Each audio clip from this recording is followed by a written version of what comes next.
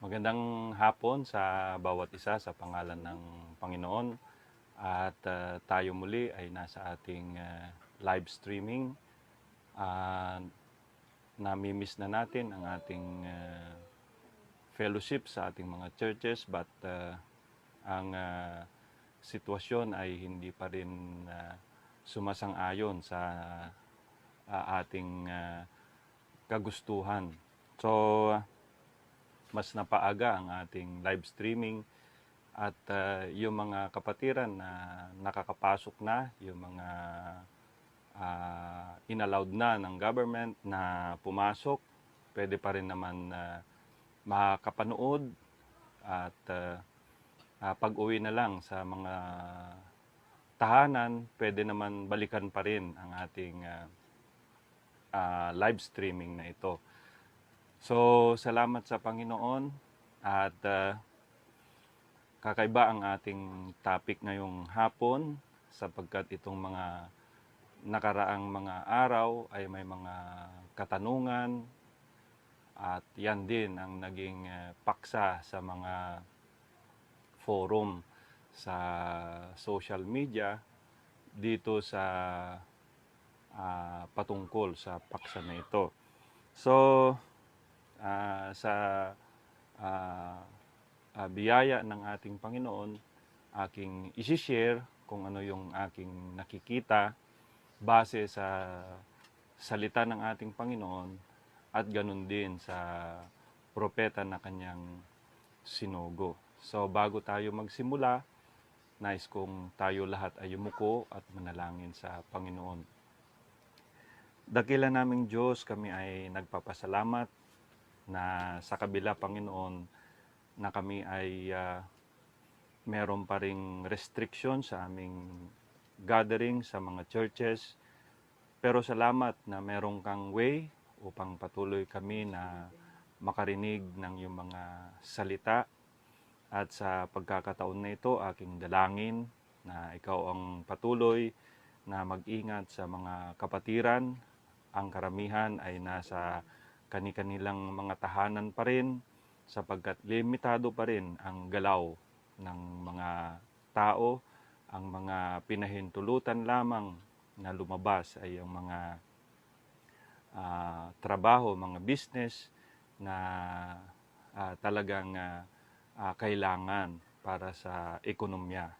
At I pray na ikaw muli ang siyang magbigay ng inspirasyon sa iyong lingkod at ganun din sa bawat nanonood, nakikinig, na bagamat ito ay impormasyon, ngunit I pray na ito ay makatulong, makapagbigay ng gabay upang lalo naming maintindihan ang iyong mga salita na sadyang itinago sa mga pantas at matatalino, ngunit sa huling panahon na ito ay ipinahayag mo sa iyong mga pinili. Maraming salamat sa iyo ko tinatagubilin ang munting pagbubulay-bulay ng iyong mga salita sa iyong matamis at makapangyarihan na pangalan, sa pangalan ng Panginoong Hesukristo. Ito po ang aking dalangin.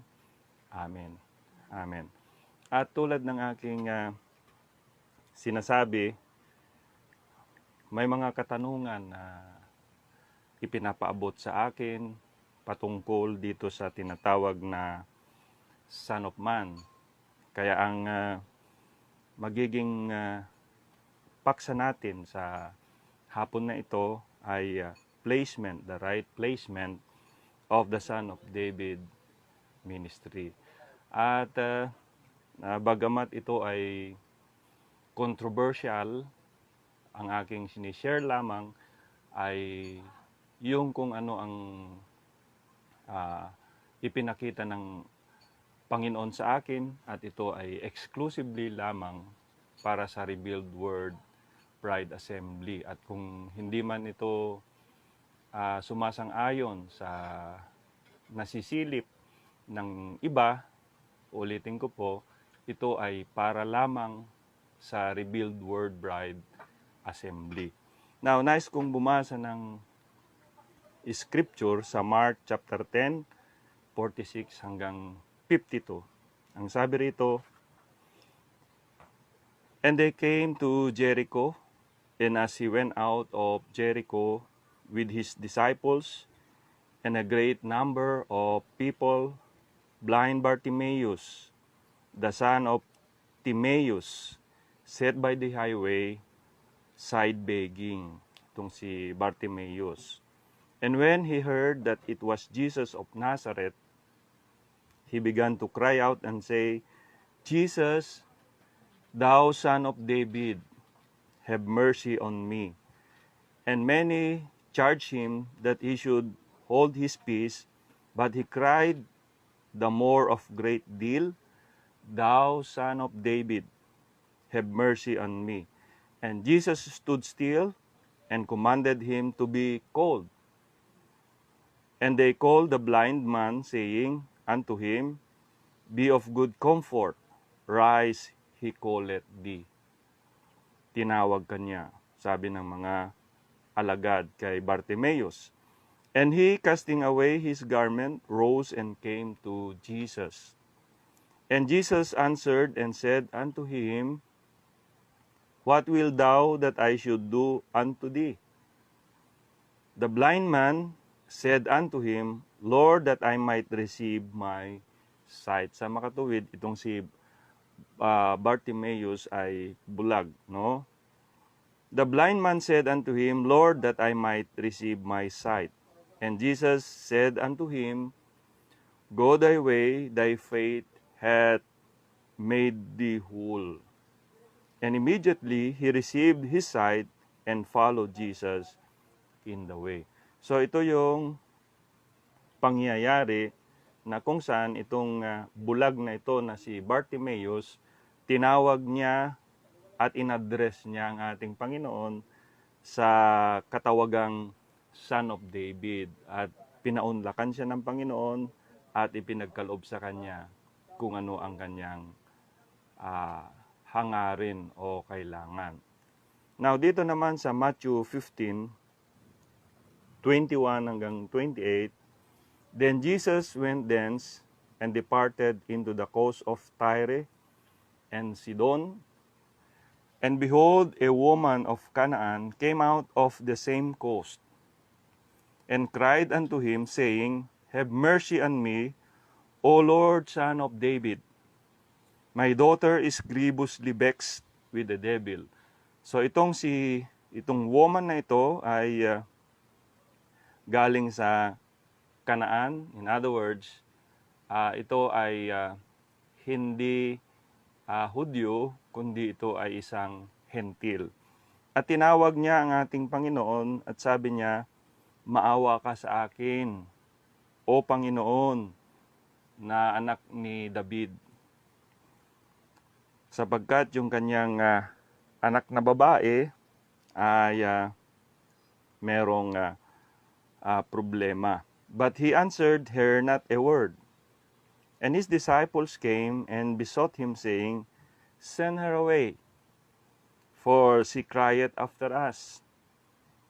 But he answered and said, "I am not sent but unto the lost sheep of the house of Israel." Then came she and worshipped him, saying, "Lord, help me." But he answered and said, "It is not meet to take the children's bread and cast it to the dogs." So ito ay talagang offensive, very offensive na salita, sapagkat sabi niya hindi nararapat ang pagkain para sa mga anak at ihagis sa mga aso. And she said, "Truth, Lord, yet the dogs eat of the crumbs which fall from their master's table." Then Jesus answered and said unto her, "O woman, great is thy faith. Be it unto thee, even as thou wilt." And her daughter was made whole from that very hour. So kung papansin ninyo, parang merong double standard ang ating Panginoon. Sapagkat doon sa bulag na si Bartimaeus, tinawag siya na Son of David, pinaunlakan niya. tinawag niya at ibinigay yung kanyang kahilingan na kagalingan sa kanyang pagkabulag. Ito namang babae na ito na galing sa Kanaan, isang hentil, tinawag niya ang Panginoon na Son of David. Ngunit hindi niya pinansin, bagkus siya ay kanya pang sinabihan ng mga salitang talagang mabibigat. Ganun pa man, dahil sa perseverance, dahil sa pagtitiyaga, itong babae na ito ay hindi sumuko at talagang pinanindigan niya yung kanyang hangarin na iparating sa ating Panginoon. At natanggap din naman niya kung ano yung kanyang kahilingan. So makita natin dito, it looks like ang Panginoon ay may double standard. Parang pinagbigyan niya si blind Bartimaeus pagkatapos itong woman na ito from Canaan ay hindi niya napagbigyan. Sa katunayan, pinapalayas nga ng kanyang mga alagad sapagkat, of course, understandable, sa time na yan, wala talagang ugnayan ang mga Hudyo sa mga hentil. At alam naman natin, ang mga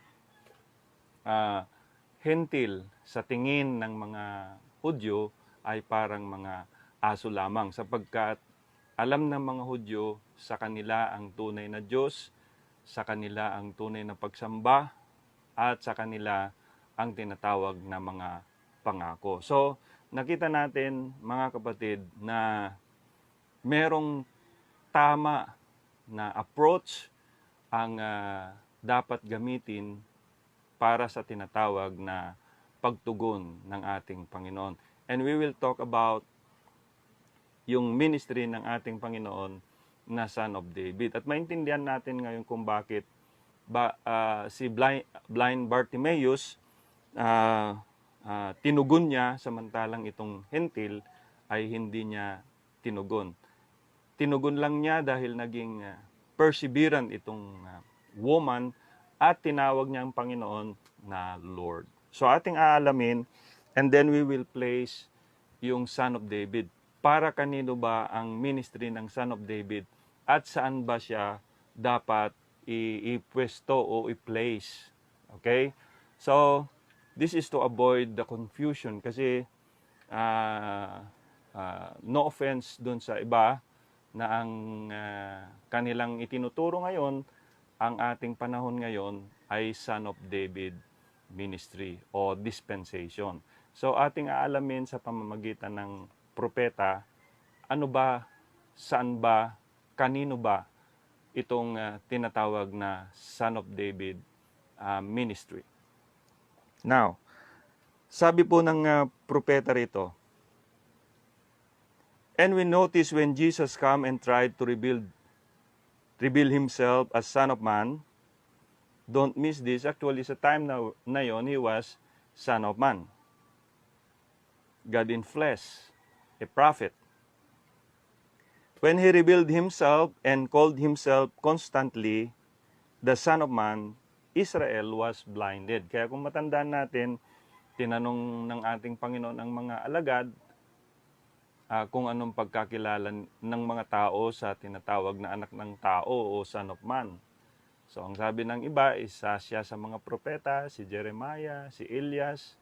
At ang sabi ng Panginoon, kayo, ano ang pagkakilala nyo sa akin? Ibinaling niya yung tanong sa kanyang mga alagad. At itong si Pedro, tumayo siya at sabi niya, ikaw si Kristo, thou art Christ, the Son of the living God. When we speak about Son, hindi tulad nung isip natin na Son na may father and mother. Ang Son ay expression of God Himself. So, sabi niya, they know nothing about what Son of Man meant. But they said, Son of David. When blind Bartimaeus ran out and recognized him, David meant king. Remember, Son of Man, Son of David, Son of God, which was Lord.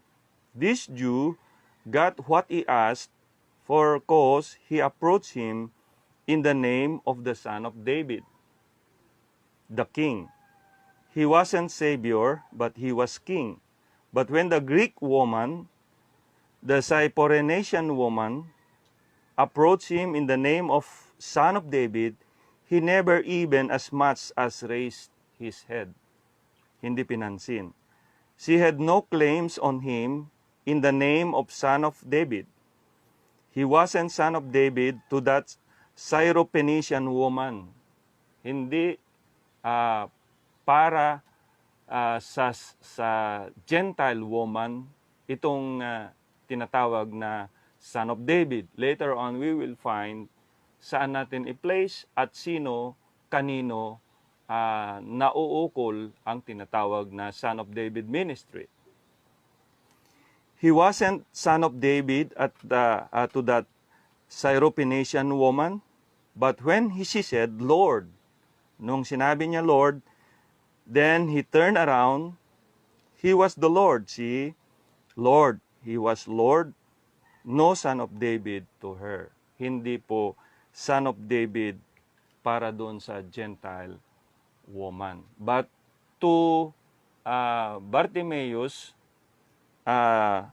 nakuha ng tao na ito ang kanyang kahilingan because to begin with, he was a Jew.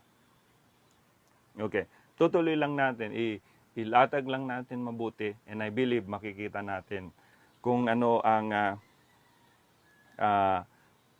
tamang placement ng Son of David, kanino ito, para kanino itong ministry na ito, at kailan. Because ito rin ay tumutukoy sa dispensation, ito rin ay tumutukoy sa tinatawag na ministry.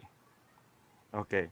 Look, when blind Bartimaeus ran after him, said, Thou Son of David, have mercy. He got what he asked.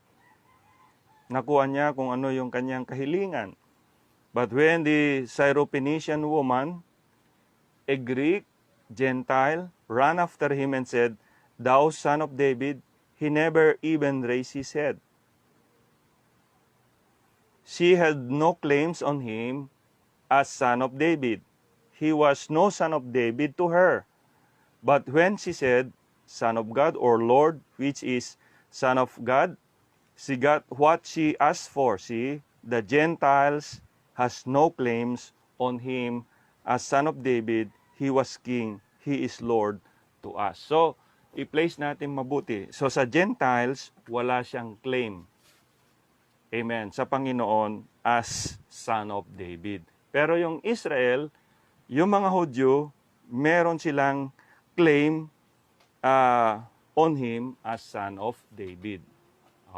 Kailan natin ipupwesto ito? So, makikita na natin agad, itong Son of David ay mangyayari sa tinatawag na dispensation na darating wherein ang mga Hudyo ay makikipag-ugnayan sa tinatawag na mga sa Hudyo o sa Israel. Now, sabi pa niya rito, to the Jews, he was the Son of David. To the Greeks, he was Lord. To us, he is Lord to the Gentiles. So malinaw na malinaw mga kapatid. Sa mga Hudyo, siya ay Son of David. Of course, sa time na yan, understandable. Kasi hindi nga nila alam yung tinatawag na Son of Man. Hindi rin nila nakita yung dispensation. They were blinded ng tinatawag na Son of God. Okay, so ang kanilang expectation, ang kanilang hinihintay ay ang ating Panginoon bilang Son of David, bilang kanilang hari. Okay? So, yun ang hula sa kanila sapagkat nasusulat, sila ay magkakaroon ng kaharian na kung saan ang Diyos mismo ang magiging hari nila. Now, sabi niya rito, merong kaharian na ise-set up ang Panginoon para sa mga Hudyo. Okay? But sa ngayon, merong kingdom, pero itong kingdom na ito ay hindi literal, kundi spiritual kingdom. Kaya nga sabi ng ating Panginoon, when He was here, sabi niya, the kingdom of God is not by observation. Actually, sabi niya, the kingdom of God is within you. So, tayo ay part ng isang kingdom, pero hindi ito literal kingdom, kundi ito ay spiritual kingdom.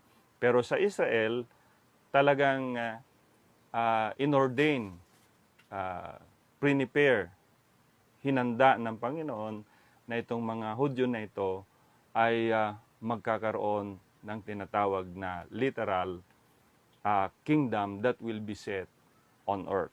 So sabi niya, sabi ng prophet,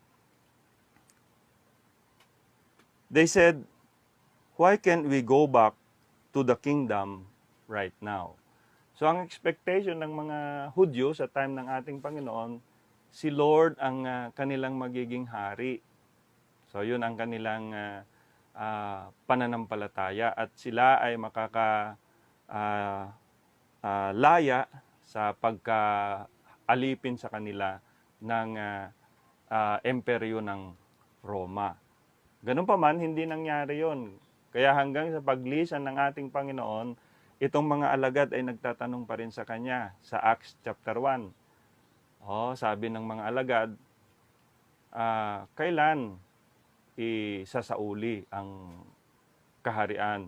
Pero ang sabi ng Panginoon sa kanila, it's not for you to know the time and season.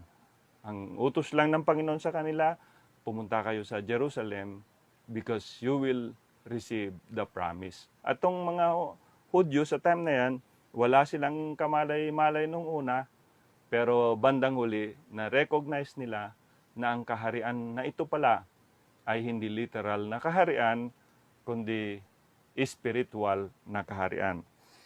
So sabi niya, the Jewish kingdom is to be set on the earth. You know, John said, the kingdom in heaven. This kingdom of the gospel, but the kingdom of the Jews will be preached by these two prophets. The kingdom of the earth here. The kingdom of heaven is preached, the kingdom of heaven is preached to the Gentile. The kingdom of here on earth is to be set up in the millennium. So makikita na natin, maraming naguguluhan, kaya nga siguro maraming nagtatanong, dahil nandito na ang kingdom, kaya naman, i-place nila yung tinatawag na Son of David.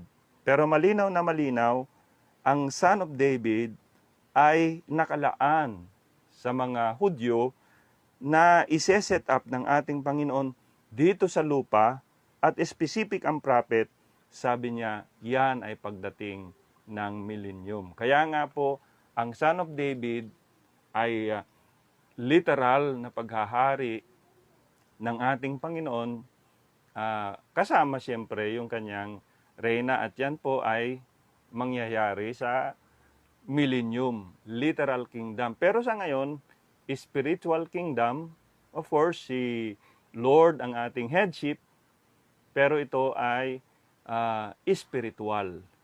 Okay? At hindi tayo pwedeng maging member dito sa kingdom na ito. Sabi ng prophet, you are born into it. Kailangan maipanganak ka dito sa spiritual na kaharian at hindi ito membership. Now, sabi niya rito, And we know that history is closing out. The world history will soon be over. Tatapusin ng Panginoon ang kasaysayan ng tao. Hindi naman niya sinabi na tatapusin na niya lahat, kundi yung kasaysayan ng tao.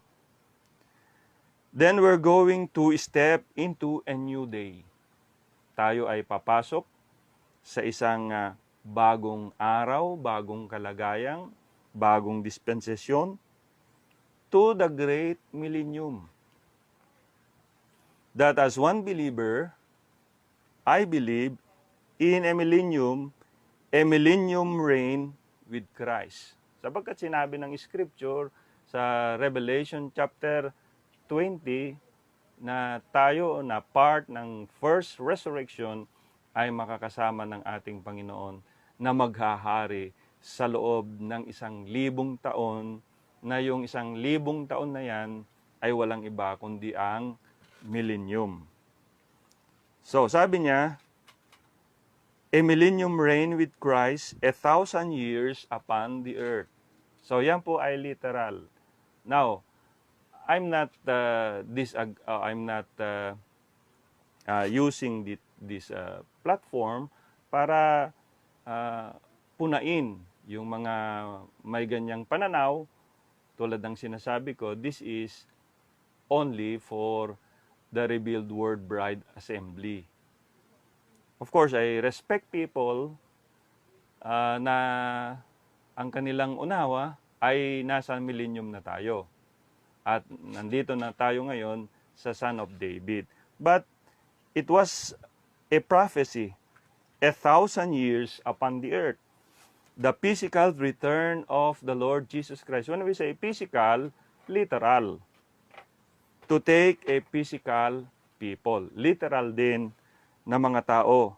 Pero, sitong physical na mga tao na ito, glorified by His cleansing blood. Kaya nga po, ang magkakasama doon sa millennium, glorified people, kasi nga si Satan ay naka-chain ng chain of circumstance, wala siyang subject, wala siyang pwedeng dayain dahil ang naroon ay tayo bilang nobya ay glorified body, yung Israel, dahil makikita natin mamaya, ire-restore sila sa kanilang divine order, sa kanilang mga tribo. So, hindi natin naman pwedeng i-deny na si Lord ay narito ngayon as a king. Pero wala po tayong mababasa na siya ay son of David na. Kasi nakita natin, son of David is not pertaining to the Gentile. Son of David is pertaining to the Jew. So nakita na natin yung scripture, yung Hudyo na tumawag sa Panginoon na son of David, pinaunlakan niya, tinugon niya, pero yung Gentile na nag-address sa kanya ng son of David, ni halos hindi nga niya itinaas ang kanyang ulo. At halos ipagtabuyan ng mga alagad. Pero nung sinabi niya, Lord o Panginoon, yun, binigyan na siya ng attention ng ating Panginoon. So, ulitin ko po, we cannot deny na siya ay hari sa ngayon. Okay? Pero, kanino? Para saan? Nakita na natin kanina, merong tinatawag na spiritual kingdom, meron din namang literal kingdom. Sa kasalukuyan, tayo ay nasa spiritual kingdom at merong literal kingdom na iseset ang ating Panginoon dito sa lupa, at nakita na natin, yan ay sa loob ng 1,000 taon at doon magaganap ang ating Panginoon bilang son of David, bilang hari ng mga Hudyo. Kasi ulitin ko po, ang millennium ay golden day for Israel. Okay. Sabi niya rito, kasi nagkakaroon ng mixture o paghahalo-halo ng kaunawaan, kasi may mababasa rin naman tayo talaga na siya ay hari sa kasalukuyan. So sabi niya, but now he comes from here at this last seal. Ano ba yung last seal? Seventh seal. And the seventh seal is the coming of the Lord. He's no more mediator. Mediator, saan yun? Sa loob ng 7 church ages bilang Son of God. Okay. He is king now. Ito yung madalas na ginagamit na quotes. He is king now. And what does he do? If he's a king, he has to have subjects. And his subjects is them that he has redeemed. And they cannot come before him until he takes the rights of redemption. And now he walks forth from a mediator where death put us in the grave. He comes forth with the rights. Amen. Dumating na siya. Dala-dala niya yung open book. And right now, cliniclaim na niya, tinatawag na niya yung kanyang mga binayaran ng halaga ng kanyang dugo. Now, so, tama mga kapatid. So, don't be confused.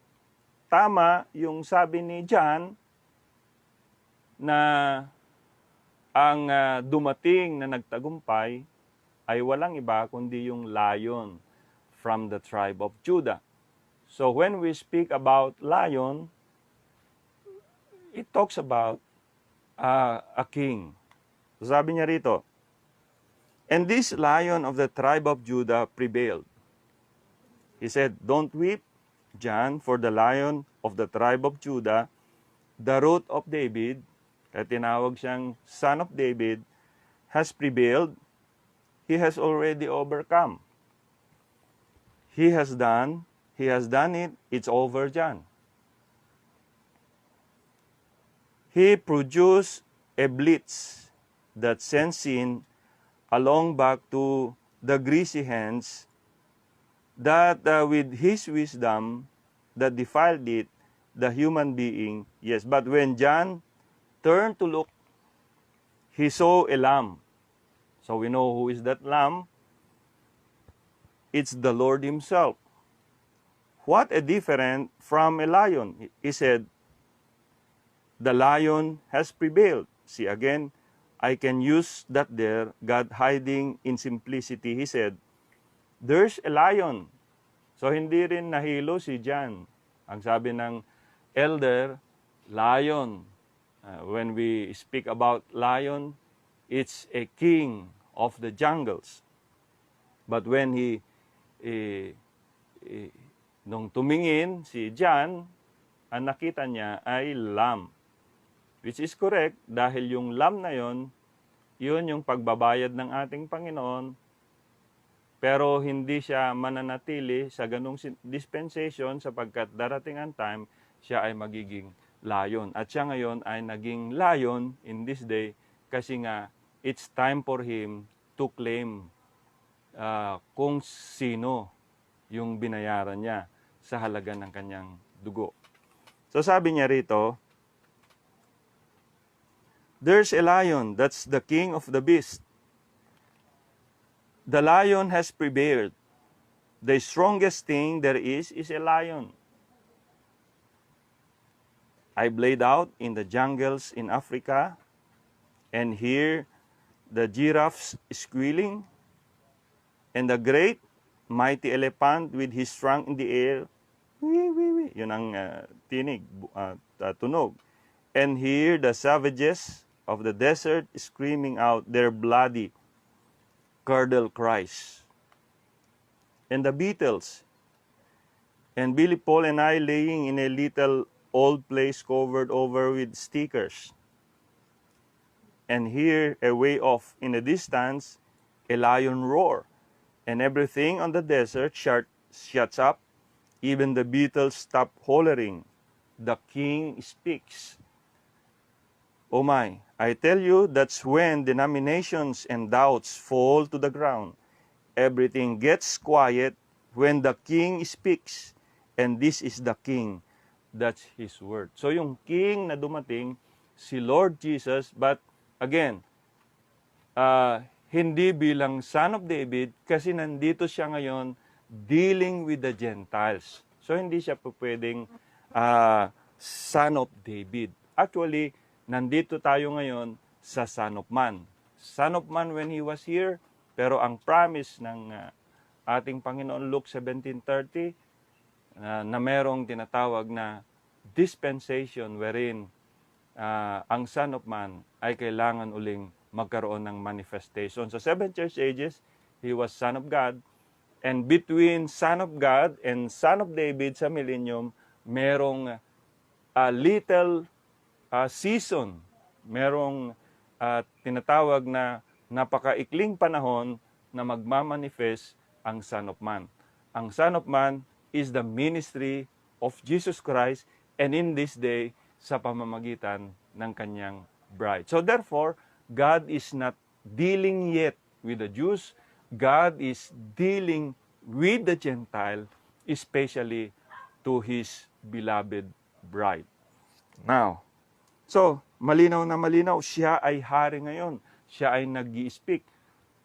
And that is true kasi mga kabadid, bilang nakakausap na rin ng maraming mga denominations, pagdating sa message na ito, mga kapatid, talagang lutang na lutang yung turo at aral ng denomination. Even denomination themselves, nakita nila napaka lawak, napaka linaw itong mensahe na ito sa panahon na ito. Kaso lang ang problema talaga, hindi nila matanggap dahil nakasarado sila at tumitingin lamang sila doon sa turo ng kanilang denomination. Pero ganun pa man, may mga predestinated, elected doon sa loob ng denominations na once na narinig nila itong message na ito, they turn.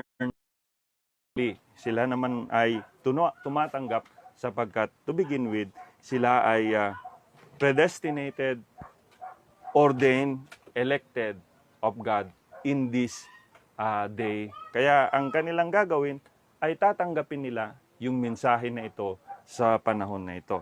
So we will go back. So siya ay hari. We cannot deny that.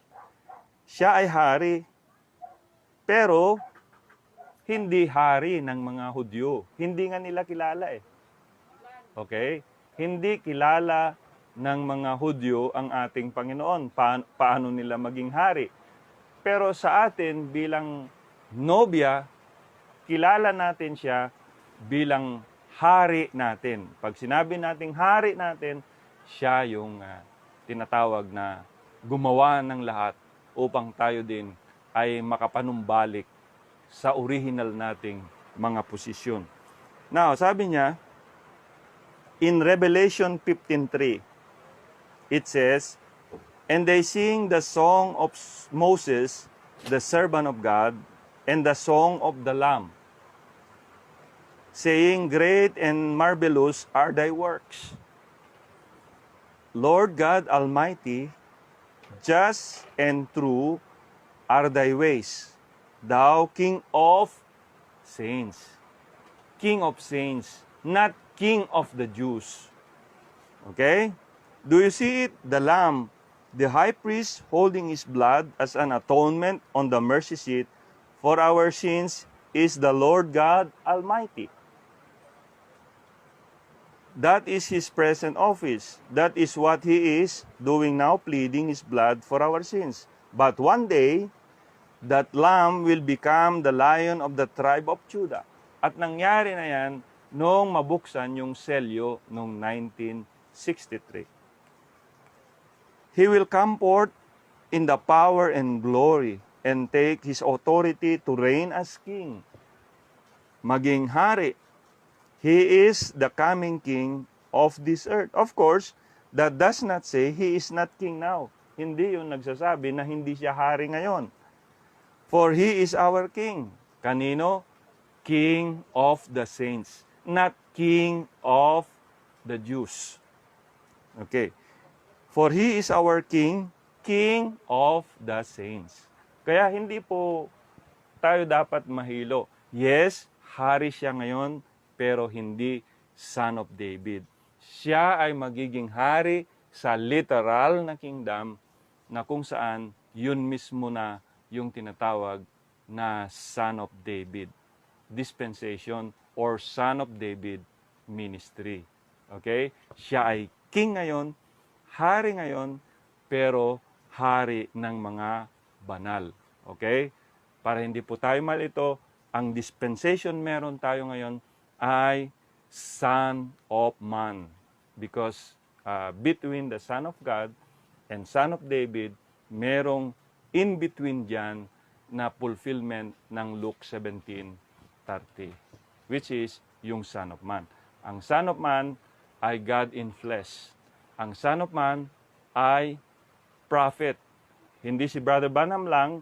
Si Brother Branham ay nagpahayag, I'm not the Son of Man. I'm a Son of Man revealing the Son of Man. Pero yung the Son of Man ay narito dahil hindi lang naman Revelation 10:7, kundi Revelation 10:8 to 11. Ano yung ministry ng Revelation 10:8 to 11? Kainin yung aklat, and then next ay what? Prophesy again. Because right now, ang bride ay final voice to the final age. So, I hope you are not confused. So, of course, that doesn't say He is not king now, for He is our king, King of the saints. Right now, it is a spiritual kingdom. So makita na natin, it is not of this world system, even as we are not of this world. That's the reason we act different from the world. Our citizenship is in heaven. We reflect the spirit of the world of our rebirth where Jesus is the king. That is why our women do not dress in men's clothing or cut their hair or use all those cosmetics and other things that the world likes so much. Umiba na yung direction ng buhay ng bride. Hindi na yan umaayon sa takbo ng sanlibutan. Yung world. Ano ba yung world? Lust of the eyes, lust of the flesh, and pride of life. Hindi na yon ang kanyang direction. Kundi nandun na siya ngayon sa direction ng hari. At itong hari na ito ay walang iba kundi ang ating Panginoon. Our dominion is the dominion over sin, and it is enforced through the power that is in the Spirit of Christ that indwells us. Every kingdom on earth is going to be torn down, but ours will remain. So ulitin po natin, ang meron tayo sa kasalukuyan ay spiritual kingdom. Pero merong literal kingdom na kung saan mapupulfill ang tinatawag na Son of David. Ang Son of David ay hindi pertains to the Gentile. Ang Son of David ay pertains to the Jews. Okay? So I hope malinaw na malinaw. So, sabi niya rito, I want to read another quote. Nakakatulong itong quotation ng prophet. Huwag lang natin i-isolate yung nababasa natin. Tignan natin yung iba't ibang anggulo. Hindi yung nakakita ka lang ng something na quote and then doon na ayaw mo nang basahin yung lahat. Hindi po ganyan ang pagbabasa ng mensahe. Alamin mo lahat, bakit niya nabanggit yon. Okay? Huwag natin i-isolate yung scripture, huwag natin i-isolate yung quotation. Okay, sabi niya, pagka ang church ay nawala na, sa Revelation chapter 6, verse 12, pagkatapos mahayag yung 1 to 4 seals, sabi niya na notice no beast, wala nang beast. That's the 12th verse starting off on our seal. To see it open. Nobis, like living creatures, is represented here, either like it was on the 5th seal. Why? This happened the other side of the gospel age, in the tribulation period. So, pag wala na tayo, and then merong dispensation na papasok, hindi na para sa hentil, kundi para na sa mga Hudyo. Sabi niya, this happened the other side of the gospel age, in the tribulation period. The 6th seal is the tribulation period. That's what takes place. The bride has gone. Pagkatapos, ang bride ay mawawala na, pero yung ministry ay magpapatuloy, pero hindi na ito para sa Gentile, kundi para na ito sa mga Hudyo. There's no living creature or nothing there to say it. Now God is not dealing with the church no more. It's been gone. Sa time na yon, but not now. He is dealing with Israel. See, this is the other side. This is when Israel received the message of the kingdom by the 2 prophets of Revelation 11. Remember, Israel is a nation. God's servant nation. When Israel is brought in, it will be a national affair. So, wag po tayo ma-confuse. God is dealing with Israel as a nation, wherein, as being the bride, He is dealing individually. Remember, national affair. It will be a national affair.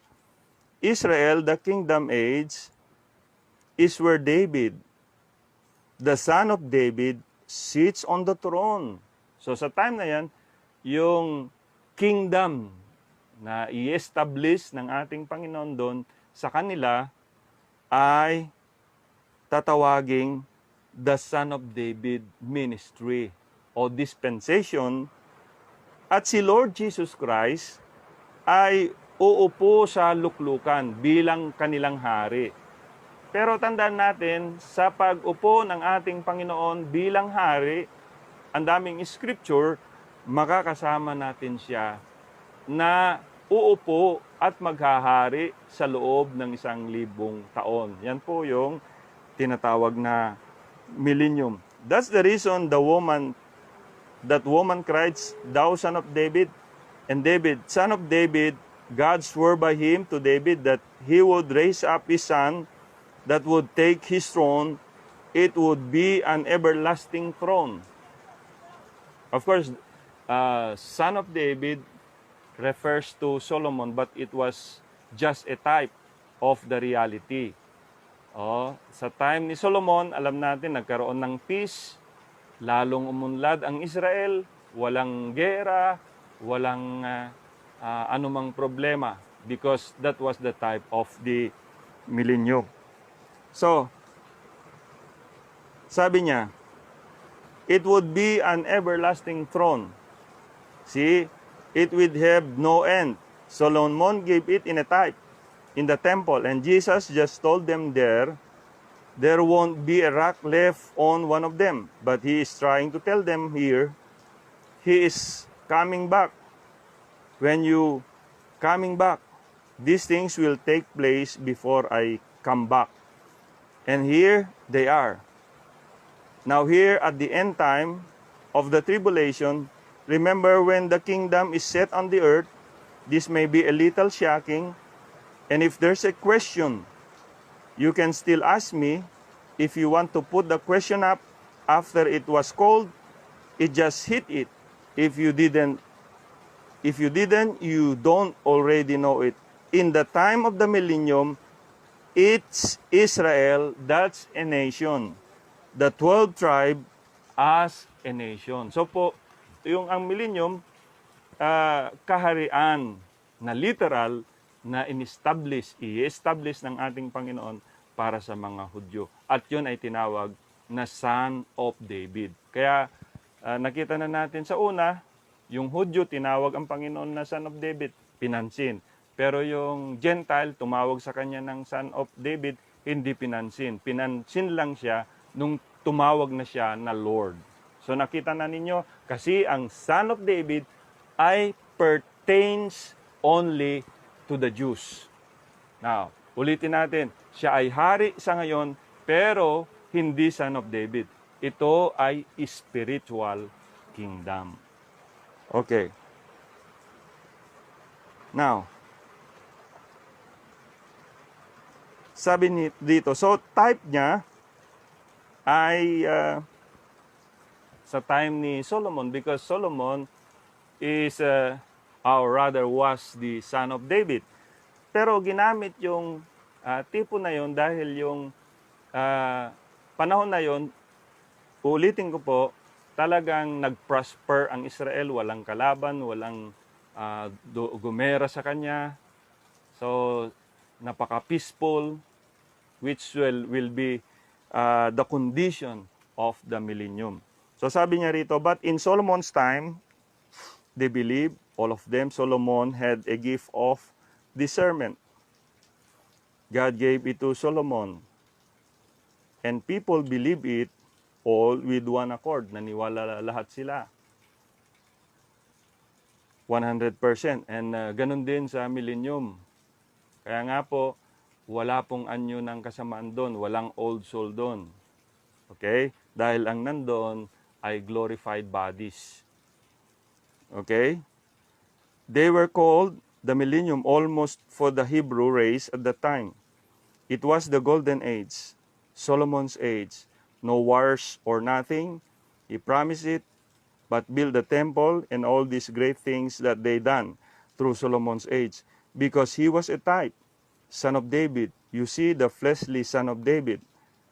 Tinawag yun na fleshly son of David because he was the natural son of David.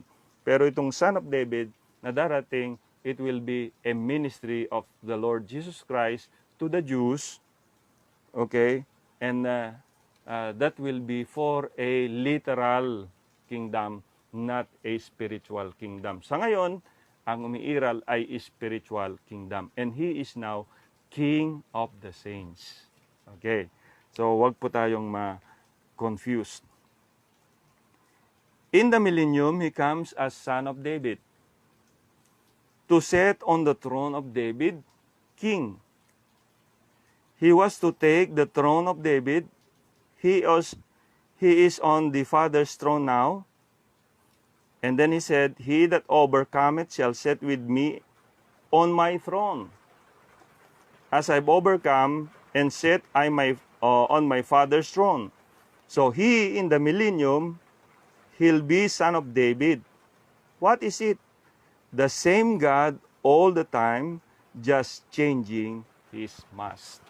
So 2,000 years ago, Son of Man, being a prophet, God in flesh.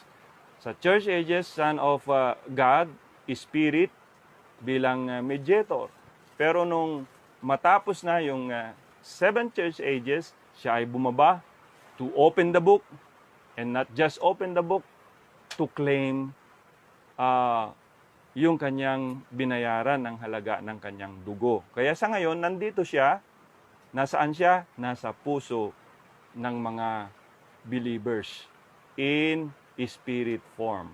Tinawag yon na Holy Ghost upang i-quicken yung identity, i-quicken yung tinatawag na identity ng bride.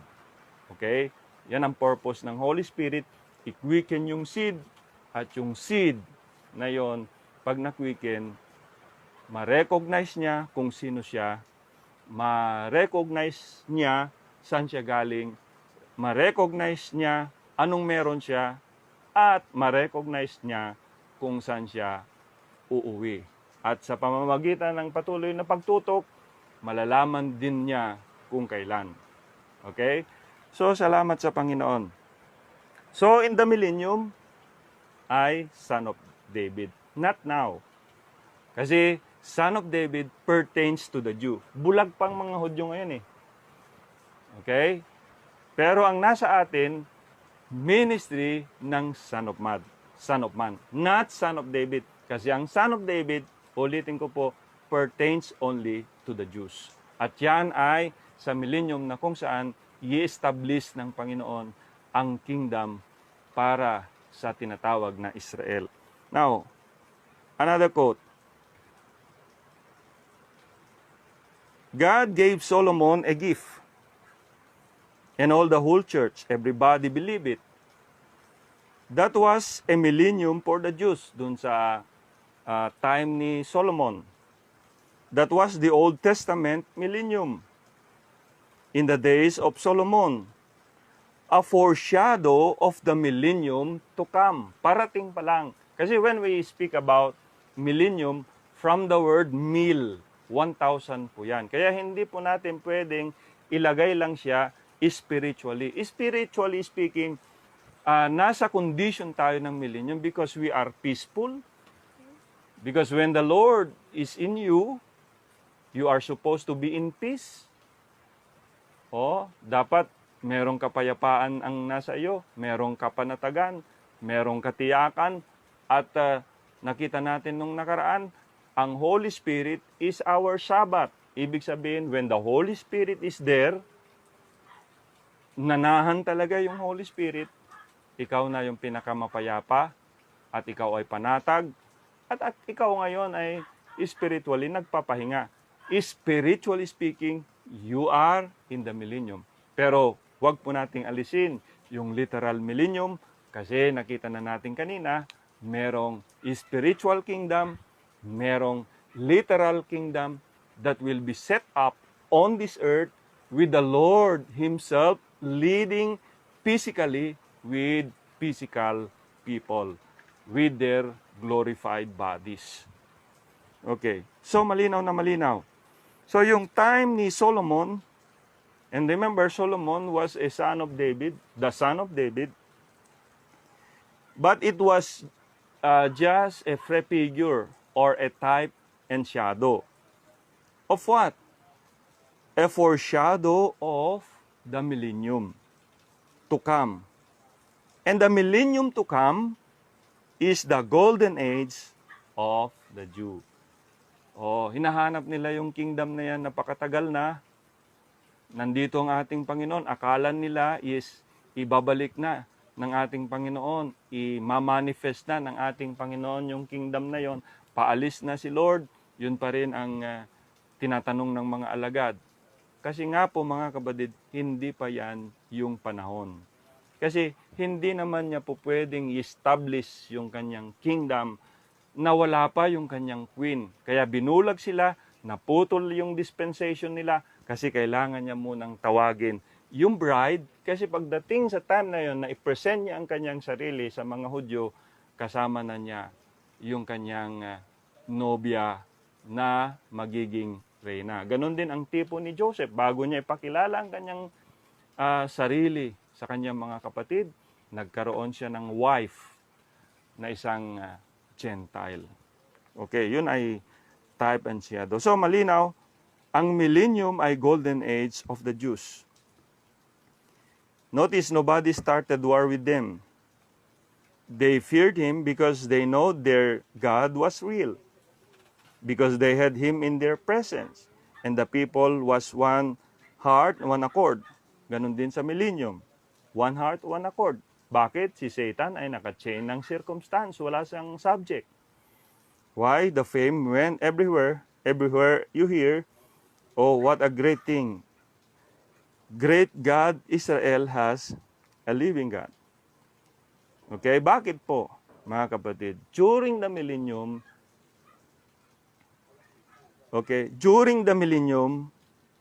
as seen by Ezekiel in Ezekiel 48, 1 and 8, and 22:29, we see the tribes back once more in divine order. Kailan yon? Pagdating sa millennium.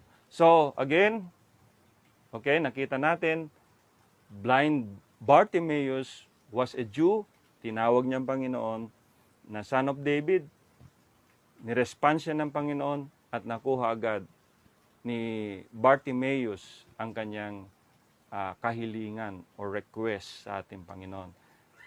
Yung Syrophoenician woman, tinawag siyang Son of David, hindi siya pinansin. Actually, gusto na nga siya ng mga alagad na palayasin, pero nung tawagin niya siya na Lord, yun, ibinigay yung tinatawag na kahilingan niya, nakagalingan ng kanyang anak. So makita natin, Son of David will be a ministry of Jesus Christ as a king. Kailan? Sa millennium. Kasi sa ngayon, ang Diyos ay hindi pa totally nakikipag-deal sa mga Hudyo. Son of David pertains to the Jew. But now, He is the Lord. He is the King of the saints right now. At kung sa dispensation ng pag-usapan natin, three sons name, Son of God, o Son of Man, Son of God, in between Son of God and Son of David, mayroong dispensation na kung saan magmamanifest yung tinatawag na Son of Man ministry. At nandito tayo ngayon. Yes, He is a King, but King of the saints in a spiritual kingdom, not a literal kingdom, because that literal kingdom will be established for the Jews. Yun ang hinahanap nila. At si Lord ay magiging Son of David sa kanila. So, I pray na ito ay muling nakatulong. Itong subject natin ay muling nakatulong. So, I pray na alam na natin ngayon, i-place positionally ang Son of David. Hindi pa po ngayon Son of David. Kasi ang Son of David para sa mga Hudyo, at yun ay mangyayari sa millennium kasi i-establish ng Panginoon ang kaharian para sa kanila. Golden Age for Israel. At tayo bilang part ng first resurrection, bride ni Lord Jesus Christ, makakasama natin siya na maghahari sa loob ng 1,000 taon bilang kanyang reyna. So salamat sa Panginoon sa hapon na ito. I pray na nakatulong. I pray na nakapagbigay ng inspiration sa bawat isa. Bagamat yan ay future events, pero nakita na natin ang tamang placement. So ulitin ko po, hindi natin dinideny na siya ay hari ngayon, pero hari siya ngayon sa spiritual kingdom at ang luklukan niya mismo ay ang ating mga puso. Ito ay spiritual kingdom wherein ang Son of David will be a literal kingdom that will be established upon this earth. So, salamat sa Panginoon ngayong hapon. I pray na bless kayo muli sa ating pagtatalakay. Kung nasagi man yung mga katuruan ng mga nakinig, ulitin ko po, ito ay para sa Revealed Word Bride Assembly. So, salamat sa Panginoon ngayong hapon. At bago tayo magtatapos, hinihiling ko muli na tayo ay manalangin sa Kanya. Dakila naming Diyos, kami ay nagpapasalamat sa hapon na ito na binigyan mo muli kami ng pagkakataon na pag-usapan ng iyong mga salita. At ito ang aming kagalakan sapagkat patuloy na ipinapahayag mo ang aming ang iyong mga salita sa amin at hindi kami nagbabakasakali sapagkat ito ay nasusulat, ito ay binigkas ng iyong propeta na sinugo sa huling panahon na ito, na I know ito ang magbigay sa amin ng kagalakan, kalakasan, tunay na kapanatagan, lalo sa pinagdadaanan ng mundo na ayaw man namin o hindi, ay kami ay apektado sa natural na kalagayan. I pray na i-bless mong bawat isa, mga kapatiran na sa kanya-kanyang mga tahanan, at ganun din yung iba ay pinahintulutan ng pumasok sa mga trabaho. Patuloy na ingatan mo ang bawat isa, ilayo sa anumang kapahamakan sapagkat yun din naman ang pangako mo sa amin. Maraming salamat, sa iyo namin ibinabalik ang lahat ng papuri, pasasalamat at pagdakila, Panginoon, sa iyong matamis at makapangyarihan na pangalan. Sa pangalan ng aming Panginoong Hesus, ito po ang aming dalangin. Amen. Amen. Amen.